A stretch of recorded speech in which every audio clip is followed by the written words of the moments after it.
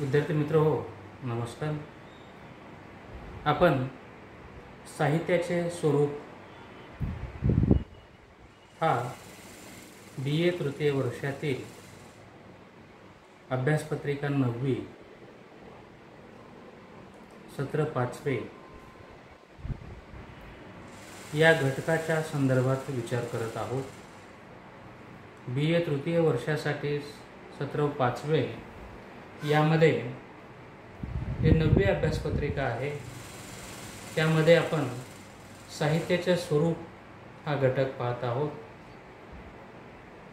या पूर्वीच्या तासिकेमधून आपण साहित्य म्हणजे काय, प्राचीन म्हणजे संस्कृत अभ्यासकांनी केलेल्या साहित्याच्या व्याख्या आणि त्यानंतर भारतीय अभ्यासकांनी सांगितलेली साहित्याची लक्षणे या संदर्भातील विचार पाहिलेला आहे. आणि त्यातील एक साहित्याचं महत्त्वपूर्ण लक्षण अलंकार विचार याची माहिती आपण घेतलेली आहे. आणि त्यानंतर आपण वक्रोक्ती विचार हा घटक सुरुवात केलेला आहे. यापूर्वी आपण वक्रोक्तीच्या संदर्भामध्ये कुंतक यांनी वक्रोक्तीला काव्याचा प्राण किंवा जीवित असं या ठिकाणी म्हटलेलं आहे. या संदर्भामध्ये विचार केलेला आहे. कुंतक यांनी साहित्यामध्ये असलेलं वक्रोक्तीचं महत्त्व विशद केलेलं आहे, सांगितलेलं आहे. जेव्हा एखादा कवी काव्यनिर्मिती करत असतो तेव्हा तो वक्रोक्तीपूर्ण रचना करत असतो आणि त्याचा उद्देश आपल्या लेखन, आपलं साहित्य, आपलं काव्य अधिक आकर्षक व्हावं, अधिक प्रभावी व्हावं हा त्यामागचा त्याचा उद्देश असतो. आणि वक्रोक्तीच्या साहाय्याने केलेली निर्मिती सौंदर्यपूर्ण होत असते. वाचक देखील अशा कलाकृतीचा आवडीने आस्वाद घेत असतो, वाचन करत असतो.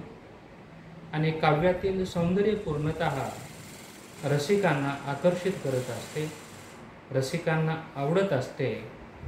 आणि रसिक देखील म्हणजेच वाचक देखील अशा कलाकृती आवडीने वाचत असतात.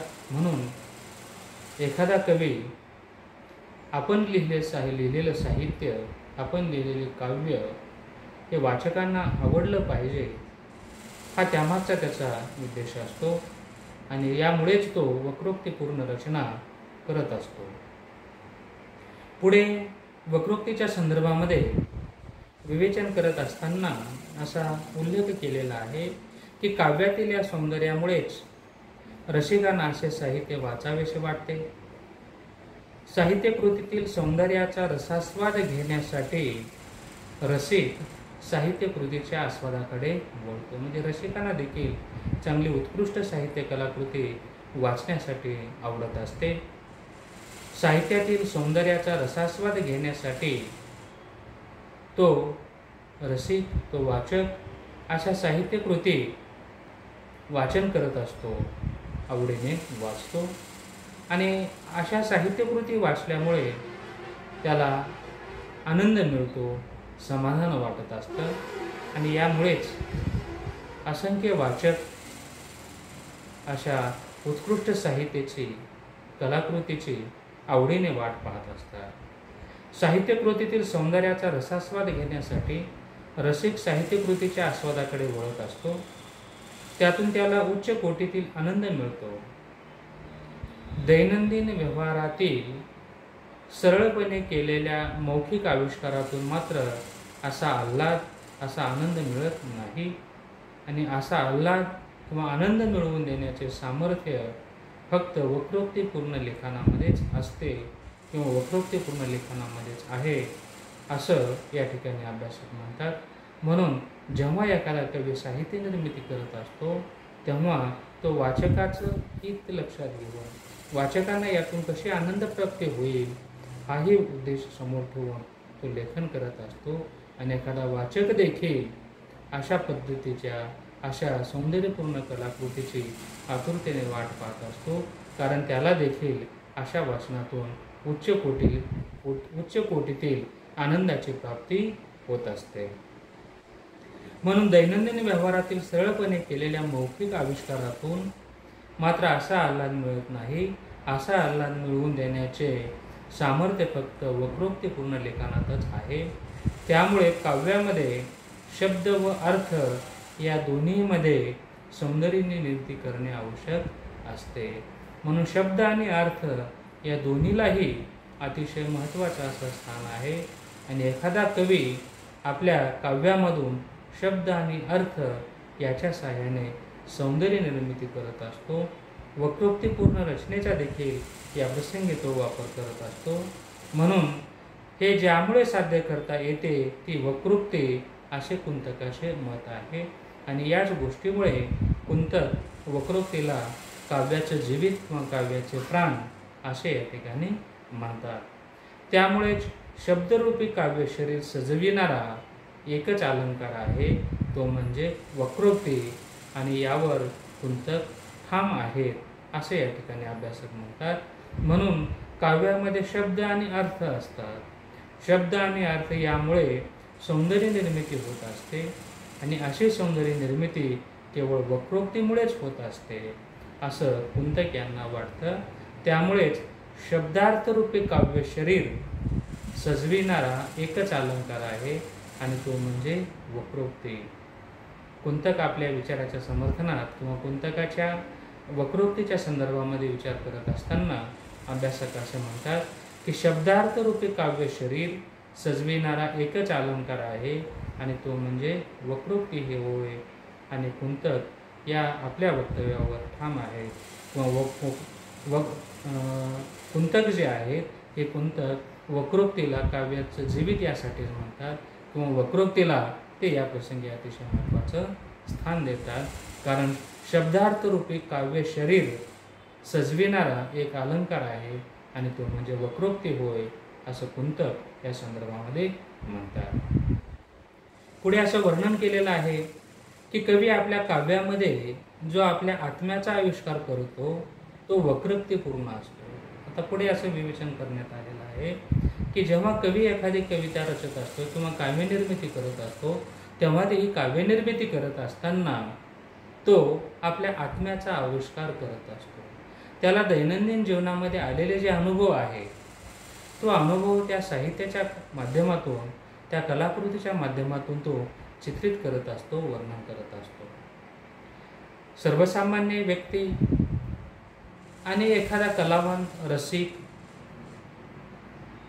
एखादा लेखक समाजाकडे ज्यावेळेस एका विशिष्ट दृष्टिकोनातून विशिष्ट नजरेतून पाहतो तेव्हा त्याला समाज जीवनामध्ये दैनंदिन जीवनामध्ये येणारे जे अनुभव आहेत ते अनुभव तो आपल्या साहित्य कलाकृतीच्या माध्यमातून वर्णन करत असतो. म्हणून त्याच्या आत्म्याचा आविष्कार त्याच्या कलाकृतीमधून उतरत असतो. त्याला जे अनुभवायस आलेला आहे, त्याला जे वाटलेलं आहे तो आपल्या साहित्य कलाकृतीच्या माध्यमातून वर्णन करत असतो, चित्रित करत असतो. म्हणून कवी आपल्या काव्यामध्ये जो आपल्या आत्म्याचा आविष्कार करतो तो वक्रोक्तीपूर्ण असतो. त्याची एक विशिष्ट अशी लिहिण्याची पद्धती असते असं या ठिकाणी वर्णन केलेलं आहे. पुढे असं म्हटलेलं आहे की कवी आपल्या काव्यामध्ये जो आपल्या आत्म्याचा आविष्कार करतो तो वक्रोक्तीपूर्ण असतो. असे असले तरी त्याच्यात केवळ वक्रताच असते असे नाही, तर कुंतक म्हणतात वक्रोक्ती म्हणजे विदग्ध लोकांची बोलण्याची विशिष्ट पद्धती होय. मग कुंतक या ठिकाणी म्हणतात की वक्रोक्ती म्हणजे केवळ त्यामध्ये वक्रताच असते असं नाही, तर वक्रोक्ती म्हणजे विदग्ध लोकांची बोलण्याची विशिष्ट पद्धती आहे, एक विशेष पद्धत आहे.